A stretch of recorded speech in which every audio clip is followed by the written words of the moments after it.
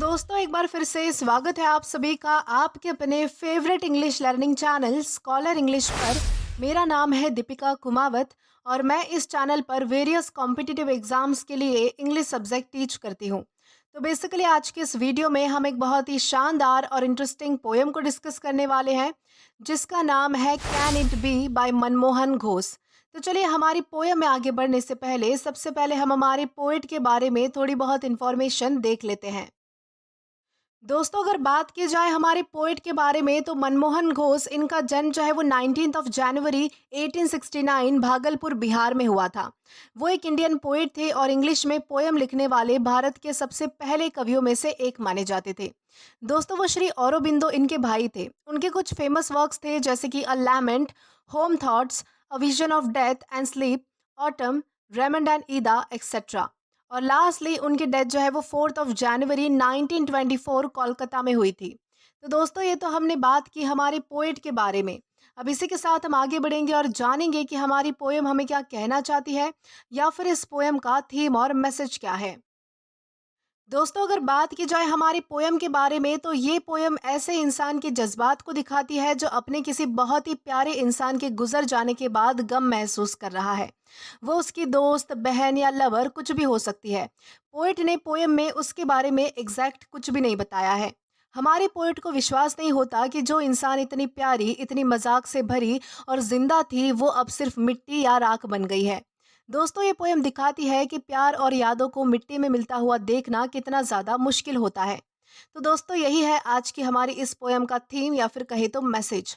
अब इसी के साथ हम आगे बढ़ते हैं और इस पोएम का लाइन टू लाइन एक्सप्लेनेशन देखकर इस पोएम को अच्छे से समझने की कोशिश करते हैं। तो चलिए आइए शुरू करेंगे। दोस्तों यहाँ पर हमारे सबसे पहले स्टांजा की सबसे पहली दो लाइंस आती है। I mind me how her smile was sweet and how her look was gay. यानी कि मुझे याद है उसकी मुस्कुराहट कितनी प्यारी थी और उसकी आंखों में कितनी ज़्यादा खुशी हुआ करती थी। दोस्तों यहाँ पर पोइट कहते हैं कि जब वो जिंदा थी तो उसकी स्माइल बहुत ही ज़्यादा प्यारी थी और वो हमेशा खुश रहती थी और उसका चेहरा चमकता था। तो इस तरीके से यहाँ पर बताया गया है। Oh! She was laughter joy complete and can she now be clay. यानी कि यहाँ पर पोएट कहते हैं कि वो तो खुशी का नाम थी, हंसी से भरी हुई वो लड़की थी और क्या अब वो सिर्फ मिट्टी बन चुकी है। यहाँ पर पोएट कहते हैं कि वो लड़की सिर्फ एक इंसान नहीं थी बल्कि हंसी और खुशी की मिसाल थी। और अब पोएट को समझ नहीं आ रहा कि इतनी अच्छी लड़की अब सिर्फ कब्र में मिट्टी कैसे बन सकती है। देन इसके बाद है I see the roses on her grave they make my sad heart bleed. यानी कि मैं उसकी कब्र पर लगे गुलाब के फूल देख रहा हूँ, उन्हें देखकर मेरा जो दुख भरा दिल है वो और भी ज़्यादा टूट जाता है। यानी कि गुलाब के फूल जो पहले कभी प्यार का सिंबल हुआ करते थे वही गुलाब के फूल आज उसके लिए यानी कि हमारे पोएट के लिए गम का हिस्सा बन चुके हैं। यानी कि वही गुलाब के फूल आज हमारे पोएट को बहुत ज़्यादा दुख पहुंचा रहे हैं। I see the daisies shine like stars and is she earth indeed।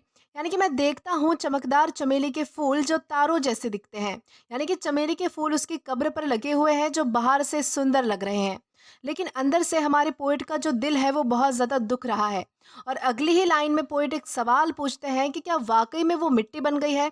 यानी कि पोएट जो है वो उसकी इतनी सारी क्वालिटीज़ बता रहे हैं लेकिन हमारे पोएट को अभी तक भी यकीन नहीं हो रहा है कि वो लड़की अब मर चुकी है, यानी कि उसकी डेथ हो चुकी है और अब वो मिट्टी बन चुकी है।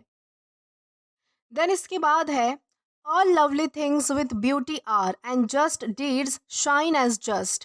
यानी कि दुनिया की हर एक चीज़ सुंदर है, यानी कि हर एक सुंदर चीज़ प्यारी लगती है और अच्छे काम हमेशा चमकते हैं।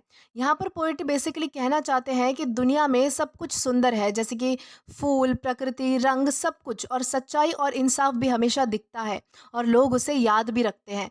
तो इस तरीके से यहाँ पर इन दो लाइंस में बताया गया है।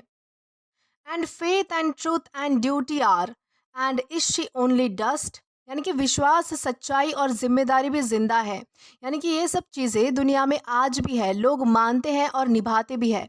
और दूसरी ही लाइन में हमारे पोएट जो है वो फिर से एक सवाल पूछते हैं कि क्या वाकई में वो सिर्फ राख या फिर मिट्टी बन चुकी है। यानी कि यहाँ पर हमारे पोएट हैरान होते हैं और उनके लिए ये मानना, उनके लिए ये विश्वास करना बहुत ज़्यादा मुश्किल है कि इतनी अच्छी लड़की, यानी कि इतनी अच्छी सुंदर लड़की सिर्फ एक याद बन के कैसे रह गई। यानी कि वो क्या सच में मिट्टी बन चुकी है। यानी कि यहाँ पर हमारे पोएट जो है वो यकीन यकीन नहीं कर रहे हैं, उनको विश्वास नहीं हो रहा है कि वो लड़की जा चुकी है, वो लड़की मर चुकी है।